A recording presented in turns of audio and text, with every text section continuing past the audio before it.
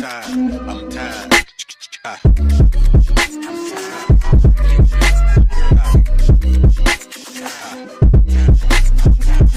The late morning program with NamaRasa Podcast.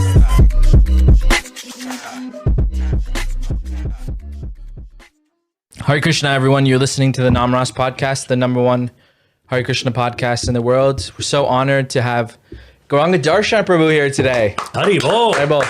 For those of you who don't know, Gauranga Darshan Prabhu is a prolific author. He's a principal of the Vidyapit in the Dean, headmaster, Dean. That's He's Dean. basically like, and I don't know if Can you let me finish? Can you let me finish my introduction? I want to enhance your introduction. I want to provide an analogy for you. He is the Dumbledore of the book. No? No. Okay, fine. I try. The dean of the Vidyapith at Govardhan Eco Village. And he's been traveling now in the States for a month, delivering lectures and enlightening devotees on Krishna consciousness. We figured out we're almost the same age. That makes me feel really... Are you really? Yeah. You're so young, Prabhu. So accomplished, and I haven't done anything with my life. So Isn't that like, yeah. That's what you with Radhika Raman. We talked about this when I... You know Radhika Raman, Prabhu? He's the same age as him. So they were talking about on the podcast about how, some envy and stuff. When you see someone that's the same age and they're so accomplished, and it makes you think like, what am I doing with my life? Yes. Or if we look at great figures, you're like, what was like Adi Shankaracharya doing at this age? What was, Ramanujacharya, what was Mahaprabhu doing at this age? It's like, most of them lived very short lives also, no? Yeah. Although you haven't asked me any question, now that you opened this conversation, let me just comment on this. We don't believe in questions, by the way. You just jump in. That's great. That's great. It's conversation. Yes. Not Q&A. So, accomplishment in Vaishnava circles is not just getting some, visible achievements which attract the attention of people. The greatest accomplishment for a devotee is developing genuine humility, genuine character, and genuine devotion to Krishna. Yes. So, people who have such good character and good love for Krishna, they may not be known to everybody. There are so many great sages and saints in holy places. They may not be publicly visible. Their glories are not much known. But they are more accomplished than any average wealthy person or popular person or a scholar or a philosopher in this world. Yeah.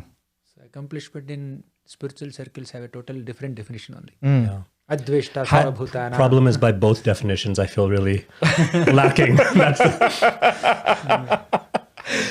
Anyway, so Gauranga Darshan Prabhu, can you give us a little bit of context about your life, how you came into contact with Krishna consciousness? It was 2005, August 1st.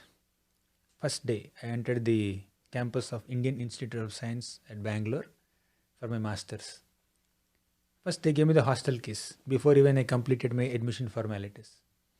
I opened the hostel room. On my study table, I found a big picture of Murali Krishna. Little Krishna looking into the window, 2 parrots next to him, 2 roses on either side. Very beautiful, captivating picture. Iskcon painting. Very big. That famous one, Krishna is in like a window. Yeah. You know that the one, parrots. right? The parrots. Yeah, parrot. 2 parrots. So I got attracted to it very spontaneously. I said, I told the cleaning guy, don't remove this picture. Just keep it there. I'll complete my admission formalities and come back. Just don't disturb it. I said that in English and Telugu. Only 2 languages that I know. He didn't know both. And I didn't know his language, Hindi or Kannada. Really? Okay. So after a couple of hours, I came back, finishing my admission rituals. When I came back, that picture was not there. I asked that guy, where is the picture? And he was smiling. He's unable to answer. I don't know whether he thought. I told him to remove it. I don't know what exactly he understood, but I understood that he didn't have the picture. He removed it. I was quite disappointed. I was like 22, 21. Then one of my relatives, she was a resident of Bangalore. She also accompanied me, my mother's sister. She accompanied me to the college. She said, this kind of pictures are available in iskcon.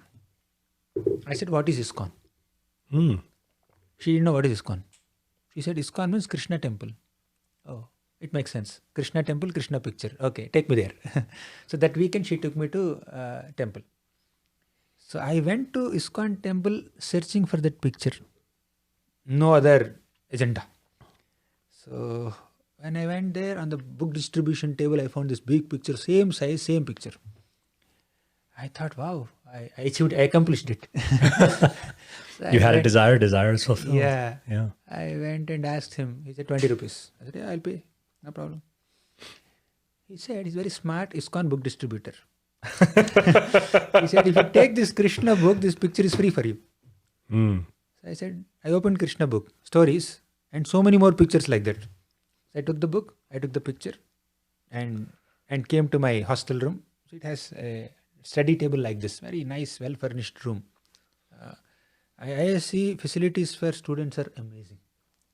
So I kept the big picture at the same place above my study table, and the book is there on the table. So when I did my assignments nicely, I would just give a report to Krishna. When I failed in some assignments or when I did not do it properly, I expressed my frustration to him. Wow. So like that, 100 days passed. And no one had taught you to do this. This wasn't like something that you just spontaneously just felt like. Actually, I was born in a family that was very much devoted to Lord Vishnu. We can't exactly say we are Sri Vaishnavas, but my father had a lot of attraction to Lakshmi Narayan. Even he gave me the name Lakshmi Narayan. My name was Lakshmi Narayan before Gauranga Darshan. Oh, wow. So we used to live next to Lakshmi Narayan temple. That's not the reason why he named me Lakshmi Narayan. I was Lakshmi Narayan before. Later we ended up close to Lakshmi Narayan temple. We used to attend festivals there. My father used to sing Venkateswara Suprabhatam, Vishnu Sahasranam, Bhagavad Gita. And in my 8th grade, my father joined me in a school called Balabhanu Vidyalayam, where every day we had a morning program of 45 minutes to 1 hour. All the school kids, 600-700 children, they would gather in our prayer hall. We would recite Bhagavad Gita shlokas. Wow. We would recite Purusha Suktam, Shri Suktam, Mantra Pushpam, Rudra Namakam Chamakam. And seasonally we keep changing some chants also, but constantly Bhagavad Gita. Wow. So he had great attraction to Vaishnava culture. Not exactly iskcon or spiritual or Vaishnava Sampradaya, but he has attraction, general. Yeah. So anyways, that background was there. Coming back to the IISc story. So 100 days passed like that. It was on November 10th, 2005. One of my classmates who used to come to me for combined studies, so he asked me, are you an iskcon devotee? He saw the book, Prabhupada's book. He saw that big picture, Krishna picture, iskcon painting. He asked me, are you an iskcon devotee? I said, what does that mean? I went to iskcon a few times. I like the deities. I like prasadam. I like the book. I like the painting. So they are there. Then he told me that in your hostel block, there are some iskcon devotees. They're chanting Hare Krishna every day in the morning. They're doing some Mangalarati every day in the hostel, playing Kartal. Softly. And they were also discussing Bhagavatam. Proper iskcon temple morning program was happening in my hostel room, in my hostel block. I was in 3rd floor, they were in 1st floor. He said, if you don't mind, I will introduce you to them. I said, I don't mind. So they introduced me to them, November 11th. Then I started going to them on and off. Then slowly, eventually, in their association, I picked up chanting 16 rounds in 2006, mid-2006. Somewhere in May, June like that, when my first year was ending. So rest is history. Wow. Krishna just pulled me. Even entering IISc is also like a miracle. My BTech scores were quite good, bachelor's degree. And my classmates and even professors also used to tell me, you can get very good colleges and you can enter IITs also. Then we purchased some applications for IIT Chennai and few other IITs. Application was like 200, 250. My father just managed to purchase and then I filled and sent. till then, I did not even know that an institute called Indian Institute of Science existed. And one day when I came back from my college in the last semester, my father got an application of IISc Bangalore. It was 600 rupees, which my father could not afford in 2005. Wow. But he purchased. He went on his cycle and then he purchased it. I said, what is this? This is not IIT also. But someone said, this is better than IITs also. It's the best educational institute in the Asia in those days. Fine, it was a ritual for me. I filled many other IIT applications. I filled this also and sent. I did not get admission in any IIT. I got admission in a very prestigious discipline stream in IISc only. So my father also did not know the existence. If I did not know the existence of IISc, even he did not know. Someone suggested, he just got. There is no big knowledge or contemplation or introspection. Morning, no discussion. By afternoon, when I came back from college, it was there. So Krishna just arranged for it. And of all hostel rooms, I went to that room only where iskcon devotee was having that painting. Wow. It's like Krishna, it feels like from that story, it's like Krishna invited you to that particular campus and then he's waiting for you in that room. And introduced me to devotees. And then introduced you to devotees. Took me to the temple. Yeah. What did you like about devotees or Krishna consciousness in general, when you started associating more with devotees? What attracted you the most? Besides Krishna himself and Somehow I had a lot of spiritual inclinations because of my father. My father was reading Bhagavad Gita. He was philosophical. He was general householder, earning money, going to office and all that. But he has a lot of taste for scriptural study. He reads books like anything in Telugu. Bhagavad Gita and a lot of philosophy, a lot of Upanishads. He read all the 10, 11 Upanishads. Kena Upanishad, Mundaka Upanishad, Mandukya Upanishad, Taittiriya Upanishad. He read all of them. wow. I could never connect with all of that in those days. But Gita shlokas, I was just reciting regularly.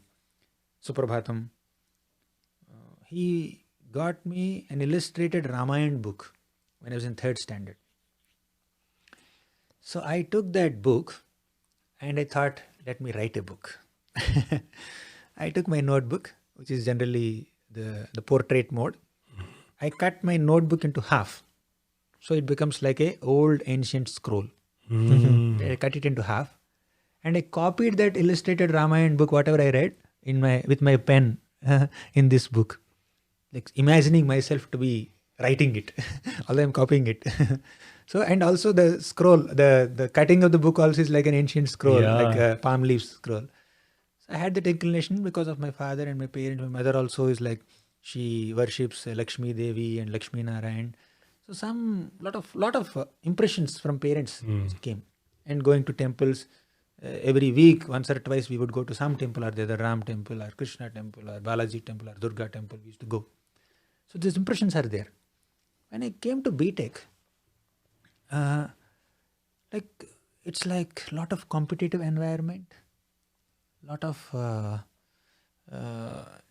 materialism.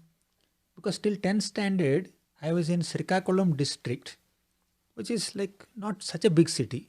And we were living in a smaller town called Amadalavalsa. From there, I would go in a city bus, which is 45 minutes drive to the city, and then attend my school there. 45 minutes of morning program, I said, that same school.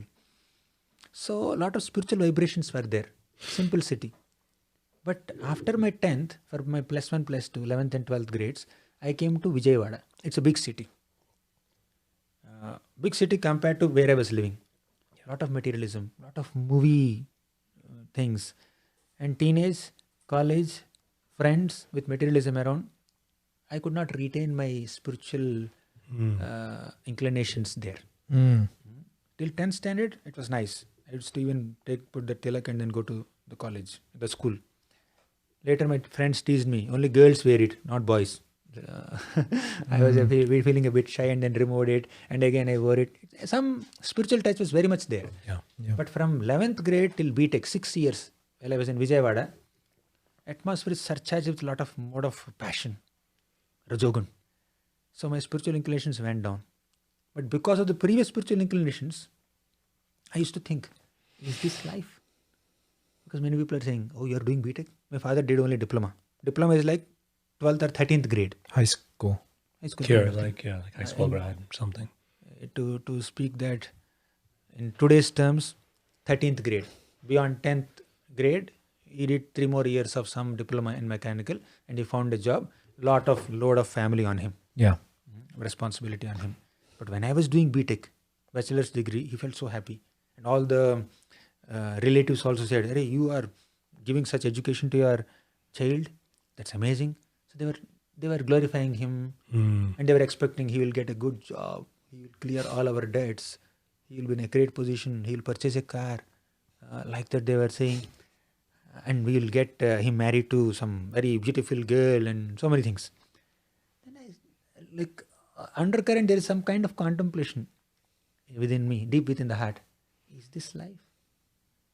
So getting married, finding a job, purchasing a car, own home, government job, not private job. They used to say like that. It's not in those days. Government job. That was like That's the thing. that was the goal. Government job government means like is stability and stability, Tenure. whole life. My father got a government job. Anyways, I internally was thinking, is this life? Is there any better purpose for life? But it was never a loud contemplation. It was somewhere deep within. But what's there on the surface is this rajagun. Rat race, competition, gate exam, the MSET exam. This is happening. And the comments and expectations of the relatives and the society around. So that's there on the surface. But deep within, somewhere I was thinking, is this life? That question keeps popping up in some private conversations with my schoolmates, college mates. But it just is sidelined. So, but when I came to IISc, the peaceful ambience there and the like-minded association that I got there kind of invoked my inner feelings, inner contemplation. So all the contemplation or introspection that's there deep within my heart had an opportunity, just had a facility to be exposed.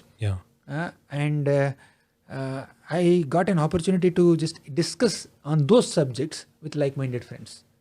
I was not so much connected to other classmates, although they are in my own classroom.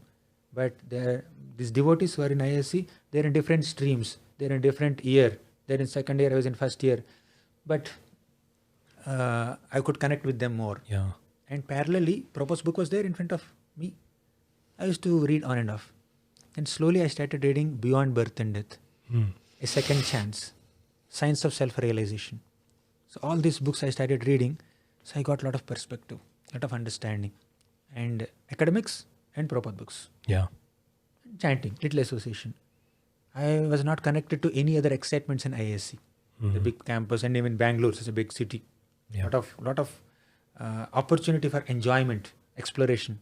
But my mind is caught up in this. Anyways, you asked a simple question. I went into bigger That's wonderful. explanation. That's what a podcast is all about. You know what I find so interesting about that also is sometimes there's like when people see from the outside, they think like, oh, this guy went and completely did this like 180-degree turn and got into this. And sometimes there's even accusations like, oh, he must have been like brainwashed by these people or something. But what I love about stories like this is it's like when you have something within you and it's just like dormant, waiting for that right, those right, like Prabhu was saying, like like-minded souls that you can really be your authentic self with. It sounds like that was the sort of the real Gauranga Darshan or the real like Lakshmi Narayan that was inside, that was just hankering for that, the right environment, the right people that could bring it out.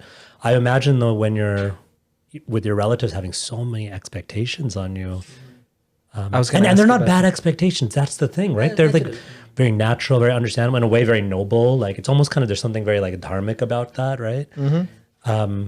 How did you, take us through maybe a little bit of that part of the journey. Your father in particular, what was his reaction? Sacrificing so much, right? Getting on that cycle, getting the application, such high hopes, and then you come home and you say, I want to join temple. Bye. I'm sure there's a little bit more to it than just bye. So, in 2007, where my my master's degree was coming to an end. I was in last semester, fourth semester. I started deeply contemplating. By the end of 2006, all my seniors, they left ISC. They found their jobs. Many of them found jobs in Bangalore only, but the interaction is very limited. I was in college campus, and they are outside college. These are your devotee friends, you mean? Devotee seniors. Seniors. They were in second year. Yeah. And I didn't have much association with them. I came at the end of my first semester to settle down. Second semester went. By the time they left. But there's one devotee, Nimai Leela Prabhu. You must be knowing in GV. Yes, of course. You know him? Yeah.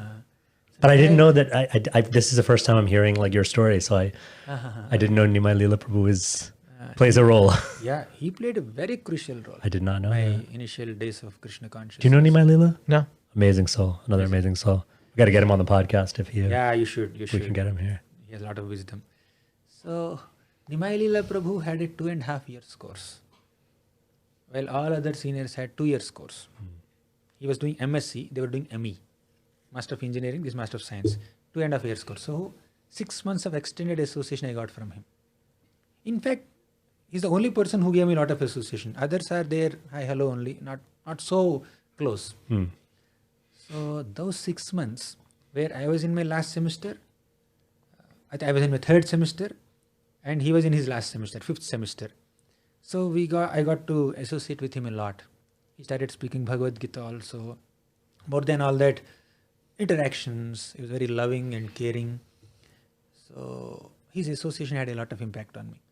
And after that, he found a job in Tata Motors, and one of their branches is there in ISC campus. So he continued his stay in ISC for a few more months, working in his campus. So that was good. Even extended association. Then 2007, by the time I finished my job, I finished my master's, he was relocating from Bangalore to Mumbai. He wanted to get trained in Radha Gopinath. His aim is to go to Mumbai. He went to Pune also. Then he was planning to shift to Mumbai. That was his journey. Yeah. Now in my fourth semester, I did my project in an exceptional way. Not boasting, but somehow it just happened like that by Krishna's grace. So I published 6 technical papers in different conferences, international conferences, based on my master's thesis. I would experiment, write a paper, 4 or 5 pages paper, and I would send. My guide used to say that many people write, we can't even understand what they're writing, but your writing is quite good. Although you're writing your first paper, still it's very nice. So he also liked it.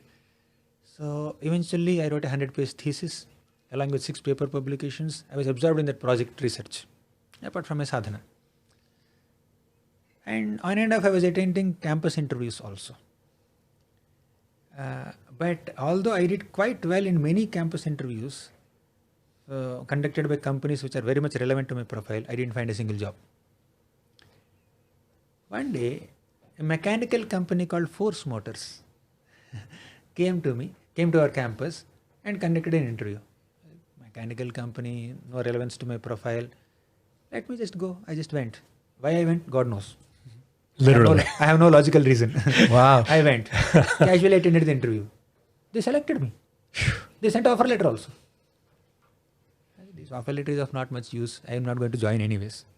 But somehow I got busy in my project and I got absorbed in it. I didn't attend the remaining interviews, campus interviews. I already have one job. That kind of confidence was there, so I did not attend other interviews. Then towards the end of the semester, when I have only a few weeks or a month to complete the course, then people started saying, where did you get job? Some people got in Google, some people got in Intel, some people got in IBM. I got in Force Motors. It doesn't match. So then they asked me, what about your profile? What did you study and where are you working? Correct, I need to attend. Then I applied for GE, General Electronics. They were impressed with my project work, papers.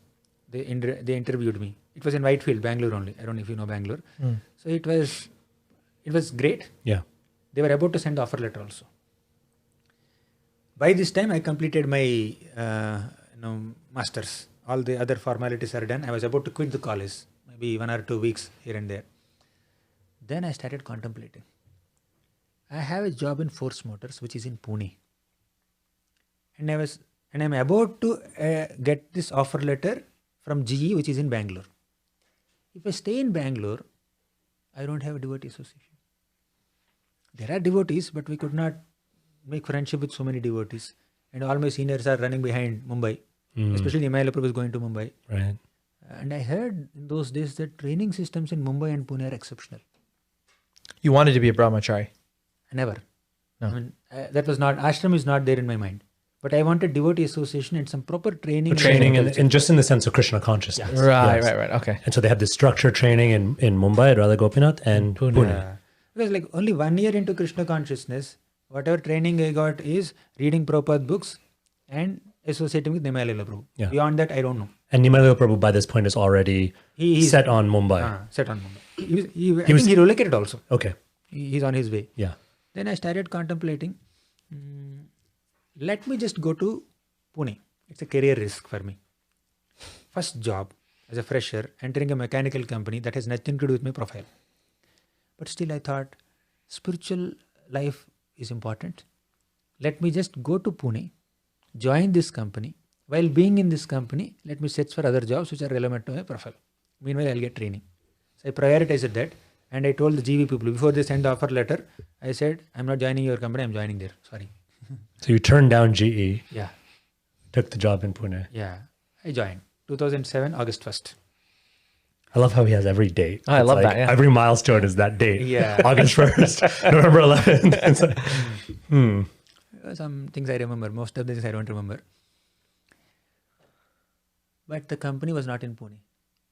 It was in the outskirts of Pune. plot twist. It was in a place called Negadi. At least 45 minutes, 1 hour away from Pune. Yeah, I need to travel in local You know train. Yeah. I said, my God, terrible. And weekly off was on Thursday, not on Saturday, Sunday. And it was like, I was devastated, actually speaking. Disappointed. Devastated is a big word. Somehow, I felt, somehow my fortune is, the accommodation that I took, it was very close to Nigadi iskcon temple, which is hardly 3-4 minutes away. Walkable distance. Okay, fine. Let me just go to this company, search for new jobs, try to go to Pune for some nourishment. But iskcon Nigadi is there. So I started attending morning program every day. I would attend Mangalarti, I would chant 16 rounds there, I would attend Guru Puja, come back and go to my office. But something is lagging. No Bhagavatam class. Why? It happens every day in temple, but in Marathi. I don't know a single bit of Marathi, single word of Marathi. I didn't know Hindi also in those days. Oh, wow. I was thinking, my God, like, no nourishment as such. There is association, devotees, temple, chanting, Guru Puja, Mangalarti. But I need some sound vibration also. All the classes in Marathi. All classes are in Marathi. And most devotees there, they speak in Marathi. Hindi is English also very little, quite less. So hard to make a deeper connection. Yeah, I couldn't make much connection at all. They started some youth preaching. I participated in activities, but without knowing Hindi and Marathi, to survive in such a small area, little town kind of area, is not so easy. I was trying to go to Pune for some nourishment, but my weekly off is on Thursday, and they're all exciting programs are on Saturday, Sunday. I couldn't attend much. Still, I attended many. After my office, I would go. It was physically very intense. I felt sick also. At the age of 23, something like that, I felt very sick because of the intensity, change of climate, change of everything. Then I used to go to Mumbai whenever possible. So, 2008, May 1st, in Mumbai, Chowpatty Temple, VTA batch was starting. VTA is Vaishnava Training Academy. Yeah. It's a training program for working professionals. They get to attend temple programs, get classes by senior devotees, and do some service in the temple, but they can work. So that's the program. So I wanted to join that. 2008. I said, Pune is not working out for me. I'm not finding a job there also. And I started applying some jobs here. And TCS Innovation Labs was very much matching my profile. So I applied and they sent me interview call.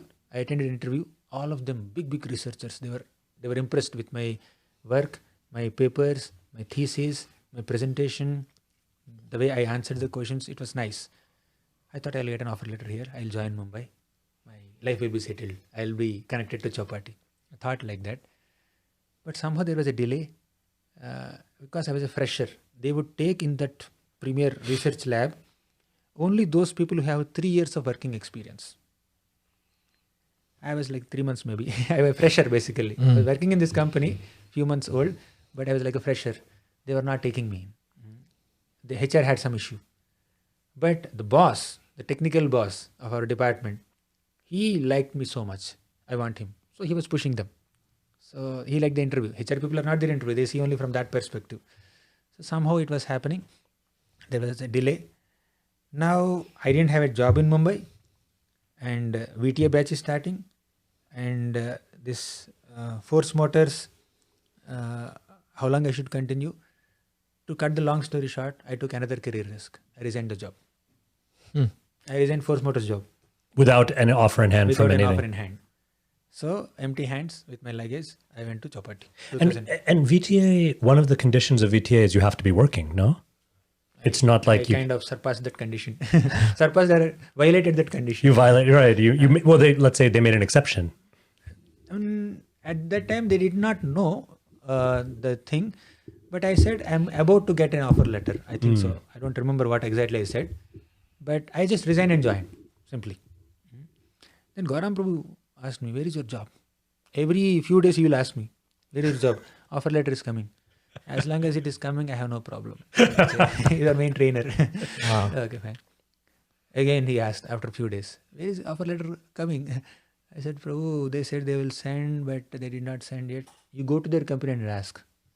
I went all the way to Thane and I called the HR. I am coming to your company, give me offer letter. We don't give like that. We will send an email only.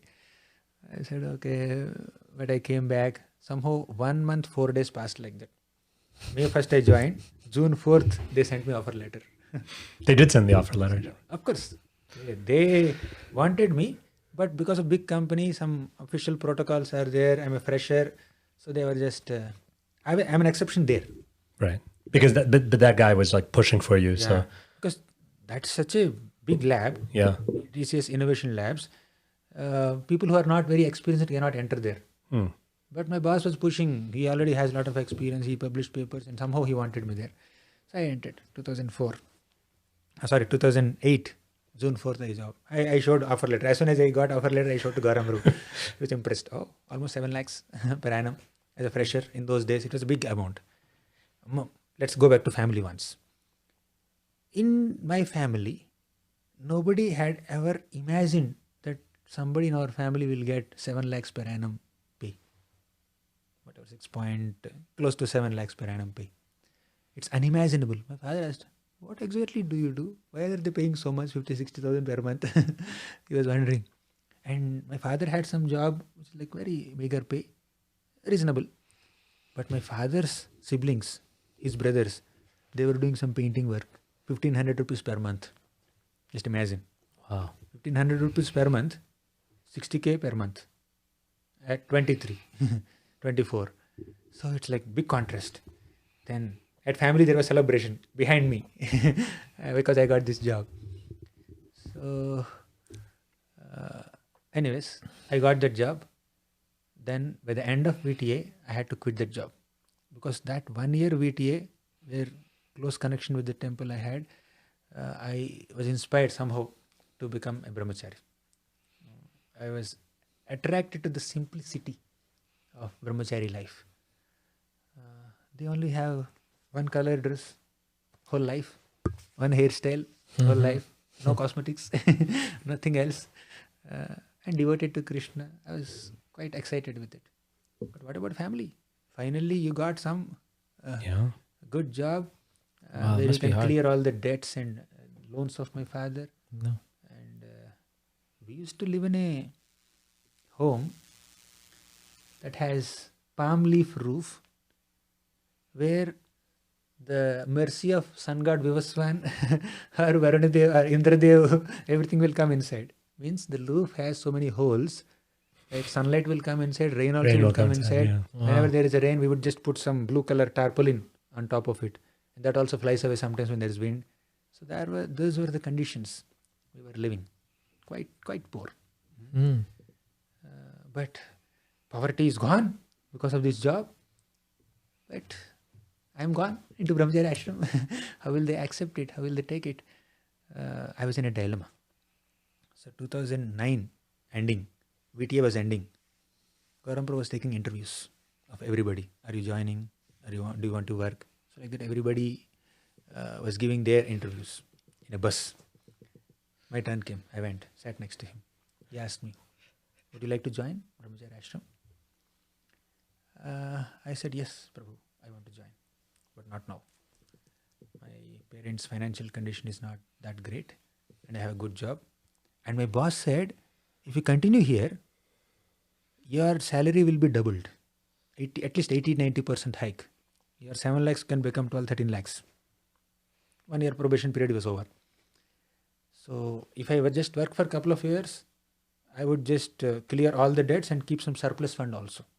That was my plan in those days. And even this 1 year working time also, I would just keep the basic minimum, whatever, 4,000-5,000 with me and send like close to 45-48K to my parents so that they can clear certain debts. And I didn't have much expenses anyways. Temple is giving prasadam and everything is taken care of with very simple payment. So I wanted to continue in job. Gauranga Prabhu said, okay, after VTA there is BT. BT is Brahmachari training. So you can join BT now because you have a very good sadhana track record. Your sadhana is good. Don't lose this momentum. Just join now. After 1 year of this BT training, you can join job, work for whatever number of years you want, give some money to parents, and then you can come back and join ashram. I said, good. Very, very good proposal. I thought like that innocently. But who will give me 1 year sabbatical? Yeah. I went to my boss and asked, I want 1 year leave. My boss said, have you gone crazy or what? With fatherly affection, I can still acknowledge his genuine fatherly affection for me. He's in 40s, I was in early 20s. He wouldn't give even 2 minutes to people because of his busy nature. But he sat with me for 2 hours, just counseling me. Saying that you are so young, 23, 24, and you have a very bright career. You are doing exceptionally good in your work. As a working professional, that 1 year, I wrote at least 6-7 technical papers. They were published in different conferences. I wrote 3 journal papers and I filed a patent for my research also. My boss said, such a person who can do industrial level of research I cannot get. Finally, I found you. I pushed for you here. And in 1 year, you are leaving. You should stay back. He was just pushing me so much. Boss is doing some emotion. Emotionally, he's just catching me. Parents are there emotionally. So I had to take a decision. I said, 1 year leave I want. Then after a week, I went and said, I don't want 1 year leave. I'll resign. Because in this 1 week, I was contemplating. After working for a couple of years and creating some surplus fund, I want to join ashram. Why I want to join ashram? To serve Krishna. And when I join ashram, who will take care of my parents? Krishna. Why am I postponing my surrender? If after 2-3 years, I am leaving my parents to Krishna's care, why can't I do it now? Why can't he take care of my parents now itself?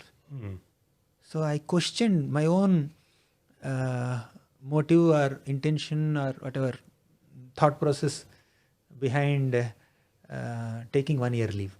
Let me take permanent leave and the professional life. So when I went and told my boss I want to resign, my God, he said, what do you guys do to generate money? You are so young. What happened to you? Are you being hypnotized? Are you being influenced? He didn't say hypnotized. He said, are you being influenced? I said, no, I have my intelligence to understand what is right and what is wrong. Who can influence me? I said, everybody who is influenced will say like that only. He said. Anyways, I was a bit stubborn. Why? I don't know. Logically, we can't find a reason for it. Such a good job, family is in crisis, but I want to join ashram. I just joined. I resigned and joined. And I must acknowledge Gauranga Prabhu and Yugal Kishore Prabhu. They just made one or two statements in my private conversations. And Gauranga Prabhu, so kind, he even, I expressed my dilemma. Should I join ashram? Should I take care of my parents? I had this and all. Then Gauranga Prabhu said, I'm traveling to do some research of eco-village. In those days, Maharaj was emphasizing on developing eco-village. Yeah. So Gauranga Prabhu, Vasudeva Prabhu were traveling to different retreat centers in South India. Mysore, Coorg, Bangalore and other places. So I'm traveling for 2-3 days. You come with me, he said. So he only arranged for my flight tickets. I joined them. I just did some report. That was like service, which is side. But main thing is just to give me some kind of, break from my anxious contemplation and also give me some guidance. I wanted guidance and he said, you travel with me. So most of it is like service only. But in the train journey, he just sat next to me and asked, tell me what's your problem. I said, I expressed whatever I had to express in my email. Then he said, if you have only Krishna in your mind, you want to serve only Krishna, nothing else, then Brahmacharya ashram is good. But if you also want to serve family, you have parents and grandparents or whatever family in mind, then nothing wrong in it. You can join Grihastha ashram also. Both are good. You can be a good devotee in both ashrams. Nothing wrong. You make a choice. That's all. He didn't say much more than this. But I somehow chose the first option. Yes, there's nothing wrong, and both are bona fide ashrams. Both are in Vaishnava culture. But somehow I chose, okay, let me just, because that inclination is already there. Yeah. And Yugal Kishore Prabhu from Detroit, I had a discussion with him also. He also said, up to you. They did not impose or instruct me, you join.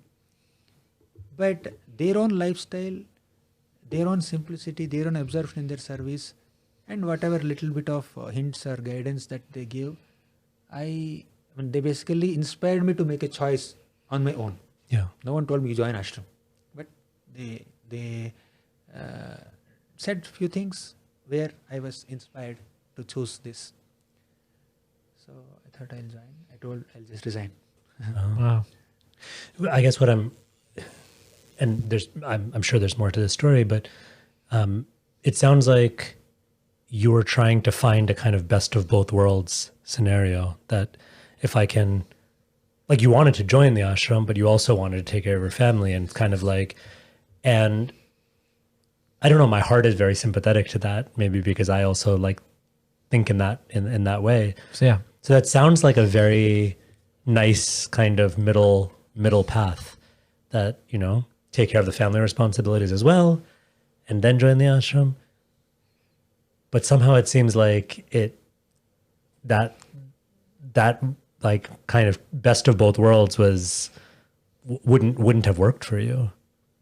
It would have, but why did I take that decision? I didn't know. As I said, I didn't have a logical reason to explain that. It would have been good. Right. Because logically on paper, it sounds like, oh, very good. You can check this box, you can check that box. After 2-3 years, I can just join. Yeah. But when I look back, because I joined in 2009, I got initiated in 2010, and Maharaj instructed our entire batch, Radhanand Maharaj, go to Govardhan Eco Village. That was another plot twist. You were definitely not expecting that. Yeah. For you, joining meant joining and staying at the ashram in Mumbai, right? Now, for me, at that moment, joining ashram, becoming a brahmachari was my whatever obsession or whatever desire. Okay. Yeah. But later, many things have happened because I joined at that time. If you hadn't joined at that time, you wouldn't be part of that batch. Who knows what, like, life would have been in a different turn. Yeah. But somehow Krishna just had his own ways of pulling me, just like IISc. I didn't even know the existence of IISc, and I got admission in IISc. I applied for other IITs. I did not get. Why it happened? I don't know. Why of hundreds of hostel rooms in the big IISc campus, why did I enter only that room where there is Krishna picture is there? I didn't know. I have a question that a lot of devotees talk about trusting Krishna and Krishna's plan for you. And it seems in your situation that, I mean, I'm sure there was some doubts here and there, but in the end, it worked out for you. So what would you say to someone who says, how do I develop more faith in what Krishna's plan is for me rather than my plan for myself? That's such a good question. It's an amazing question. But my answer is, faith is not a product that's available in the market. You cannot order 10 packets of faith in Amazon. Even if you have Amazon Prime. Huh? I said, even if you have Amazon Prime. I don't know what does that mean, but Amazon Prime is like you get the thing much quicker. It's like you pay extra money and you can get it the same day or the they have next like day. same day service. You can order the thing and then in a couple of hours or whatever. Anyway, we digress. Yes. But even with whatever, faith is not such a product. Yeah. When I read Vishwanatha Chakravarti Thakur's commentary on Srimad Bhagavatam, first canto, second chapter, he gives two things that are the foundation of faith. We know this sequence. What are the 9 stages of bhakti? Shraddha, Sadhu Sangha, Bhajana, Kriya and all. Even before getting some Shraddha, there are 2 stages. Satam Kripa, Mahat Seva. Satam Kripa means some noble soul, some Vaishnav, some devotee must show some mercy on you. Satam Kripa. And second is Mahat Seva. You should render consciously or unconsciously, intentionally or unintentionally, small or big. You should render some little seva to some Vaishnav. That's the beginning of faith. So whatever little faith I had, probably that was because of some Vaishnav must have shown some mercy. Who is that Vaishnav? I don't know. Few Vaishnavas I know earlier, but what seva did I do to them? What mercy they showed upon me? I don't know. Which Vaishnav caused all this? I don't know. But I had some little faith.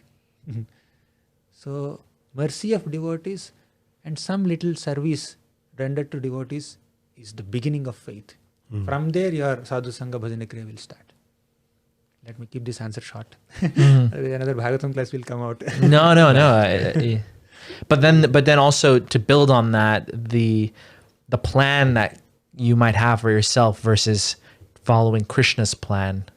Can you kind of shed some light on how does one find what is Krishna's plan versus what I want to do?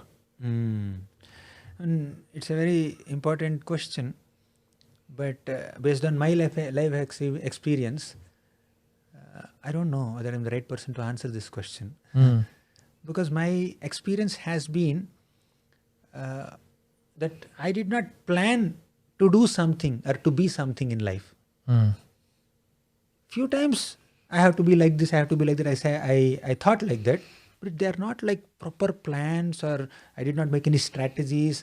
I was not like stubbornly aiming for that. I did not have that experience till now. Most of the times I was going with the flow. One of the bold decisions that I have taken is to, take a career risk and then join a Force Motors company instead of GE. Another career risk is resign a job without a job at hand. Another big is, again, they are not, I don't take credit for it. Why did I do like that? I don't have a logical experience. If I had a logical explanation for it, I would have said it. But I don't know. Somehow, Krishna's energies did that for me. And of course, you may find this answer little emotional or sentimental or illogical or unreasonable, but that's what it is. I actually like that. Because, especially someone like you are so, in many ways, so intellectual that it actually is really Logical. I want the logical flow of the so, chapter. Yeah. So for That's a such good a point. person to basically, I mean, what I'm hearing is in each of these instances, it wasn't like logically, there was no way to logically prove this is the right move to make. But somehow, I don't know if you were trusting your gut, if there was an instinctual thing, if it was Paramatma within the heart, if it was, Yeah. but at each of those steps, and I think it's especially powerful coming from someone who is an intellectual, that in those spaces, you weren't in your headspace, you were in another space. And I think that, that there is something to that, right? Because again, I mean, each of those, as you're telling the story, I mean, now it's maybe easier now in hindsight, we can like laugh and say like, oh, like, wow, that's so, like so wonderful, Krishna plan. But in the moment, you had no way of knowing what was going to turn out. And if you were to write down on paper, if you were to make do you ever make like pro and con lists? Did you ever do that? No. I do that. Do you ever do that? Make like I don't do that so much. when I do that when I study a book, not for life. not for life. But when you make those lists, sometimes it's helpful, but sometimes it's like all it's doing is it's just very intellectualizing, but it doesn't actually help you to take the leap of faith that you need to take. But you took those multiple leaps of faith. Not just that. When I was joining ashram, there is something else that has happened. 2009, May 31st was the last day for VTA. June 1st, we have to join. June 1st? Yeah, I think June 1st we had to join. Or May 1st, I don't remember. See, this date I don't remember. This date I don't remember. Anyways, we had to join. Most of the devotees joined. And some devotees wanted to work and they left VTA and then they continued their bhakti in a different setup. Me, Gauranga Prabhu said, you can work for 1 more month. Extra bonus. All the BT batch is starting now. You can work for 1 more month. At least you will get 50,000-60,000. Then that will be, even that is also a big amount in those days. Yeah. So I worked for 1 more month. In that 1 month, probably because of lack of food or lack of sleep or hectic traveling from Chowpatty to Thane every day, at least 3.5 hours of local train travel. Oh my Brutal gosh. Become a commute. chapati. Yeah. I always have to protect my laptop. It may break at any moment in the train. Because of whatever reason, I got tuberculosis. Oh my Lungs TB. goodness. Wow. In that 1 month only. And all my friends in BT, they're very excited with this new experience of just quitting their job, settling their parents, joining an ashram, learning 15th chapter of Bhagavad Gita. They are absorbed in the schedule. I'm the only fellow who is still going to job, leaving behind all the excitement here. So I was alone, practically. I was in the midst of so many people, but they're in a different routine. And I have my own routine. Yeah. So I got tuberculosis. Not just because of that. 1 year had been quite hectic for me. And this recent 2 months of contemplation also. So I got tuberculosis. I was having fever. I didn't know it was tuberculosis. Severe fever, headache, and unable to move, extreme weakness. And I would just call my boss, I'll work from home. I said, okay, fine. Wherever you are working, you're delivering output. He has complete trust in me. Then somebody saw me sick, Jadhu Thakur Prabhu, if you know him. Yeah. He saw me sick lying there for quite a few days, 2-3 days. He joined me in a sick room, that is Sevasthan in Chowpatty. I was there in Sevasthan for a day or so. They said, you have 103, 104 fever, you cannot be here, go to hospital. Then I got admitted in hospital. I think they took me to ICU also, I don't remember exactly. 9 days I was in hospital. Whatever extra 1 month of earning will go into bills probably. Oh my gosh. I didn't pay so much, but substantial amount we had to pay. I think doctor also saw me, he's about to join BT, they reduced. I remember it's Adhikeshu Prabhu or somebody, some senior devotee. I was in a trance, I can't understand who is helping me, what's happening. I just alone got admitted. And sometimes I have this IV here. Alone I would just go to different tests. Who is accompanying you? Nobody. So I would just, I just joined hospital. In BT there was a norm that if some BT member gets admitted in hospital, another BT member should go and assist him. But am I BT or not BT yet? Technically I am BT, but I am still working also. Somehow the in charges were kind enough to send one devotee to assist me. They were assisting, but some exciting thing happened. So he left. Another devotee came.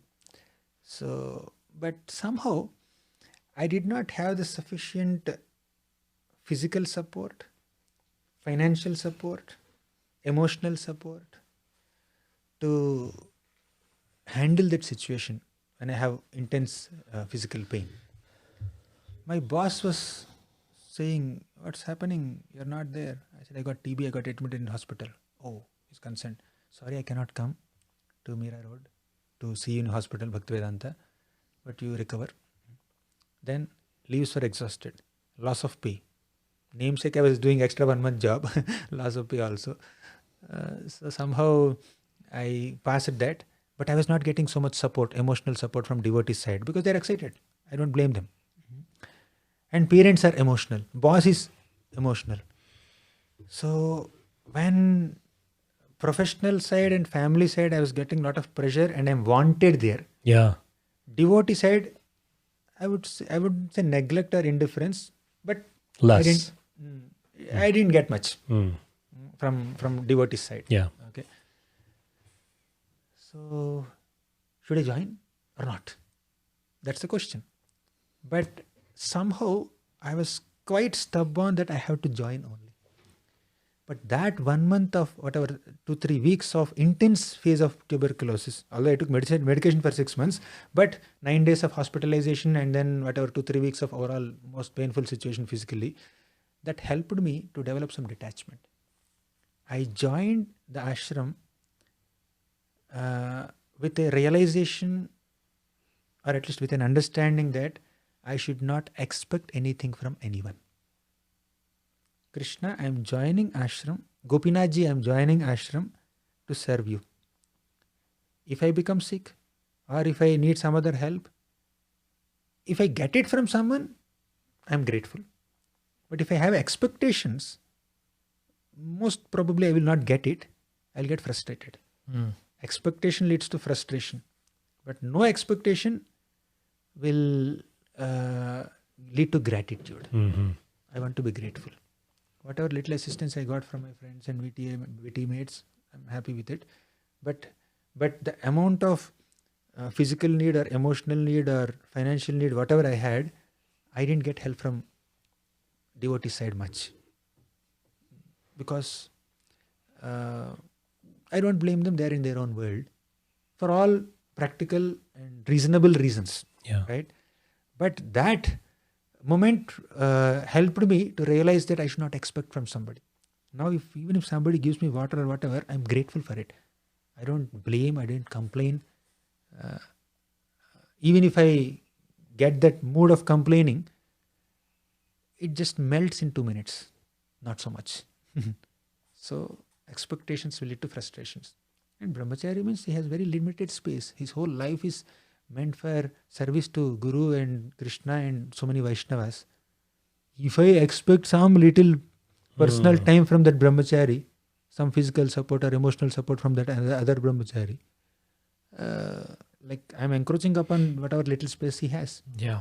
So let me not just do that. Let me not expect. Still, I got a lot of love and affection I got from many people once I joined ashram. But that moment was very critical moment. I'm neither in ashram nor working. I'm somewhere in between. I'm already living in the temple along with other BTs, but still going to work, having TB and many other. I passed through that struggle alone, without much counseling or guidance and all. That made me internally strong. Physically, I'm not so strong, but internally, I felt that's a good lesson for me to develop detachment. And once I joined, then yeah, please. No. We have to end soon because Devakinandan Prabhu's like, you have to be at my house. Oh my gosh! 4 o'clock? Wow, that time is It's really almost 4. fun. That devotee who is on his way. We might have to do a have Prabhu back for. He's gonna come But back. I'm because I feel like we're just your story has so many plot twists, and one of them we haven't even talked about, which is how you end up in a farm an eco-village, and how you end up in an educational institution within an eco-village, and then eventually being We didn't discuss anything in ashram. I mean, Somebody asked the guy, how did you join ashram? How did you come to Krishna consciousness? Right. Somehow discussion went in that only. Yeah. and you sort of hinted at this, and of course we can explore it at a different time. But you hinted at, and I think it's worth exploring. Not just you, but there was an entire batch of brahmacharis, sort of newly initiated members of the ashram that received this really. Do you know about this? This received this kind of instruction of like going and serving at this eco village. Yeah. Which many of you, from what I understand, it was like the first time you were in such an environment. And for, some of you, I mean, maybe you had a little bit more of like a town experience growing up. But for some devotees I've heard, they'd never, it was just straight up, they were like Mumbai, Mumbaikers from life, and they never could imagine themselves in such an environment. And yet you go to that environment, you not only survive, but you thrive there, help build up this project. So it's, a lot to explore there. Yeah. The last 15 years of brahmachari life, we did not discuss. All the books and how that came about, and so much to talk about still. But How long have you been at the eco village now? Huh? How long at the eco village? 14 years. 2010 to 24. Yeah. 14 years. Yeah, amazing. May 1st, Labor Day, we entered. All the dates. He's got all the dates. all the dates. Well, Gauranga Darshan Prabhu, it was really nice to talk to you, even if it was brief, and we got to know you a lot better. I And hope I didn't bore you with so much. no. I mean, That's for it. really lovely, story and hearing a little bit of your realizations. Here's Gopinath Prabhu. But thank you again for coming on and taking the time out for doing like 3-4 programs a day and fitting this in. I appreciate it. Hare Krishna. Thank you very much. Such a pleasure to. Prabhu and Venkat Bhatta Prabhu. Hare Krishna. Thank you so much. You have been very good and friendly hosts. We hope so. You made this conversation. I didn't feel that I'm in podcast and all. Although it's visible to me a little bit once in a while. Yeah. But I was absorbed in conversation with you. Yes. I didn't feel like it's a podcast. That's the idea. That's the idea, right? Completely the idea. Yeah. All right. Thank you so much, Prabhu. It's been wonderful. Hare Krishna.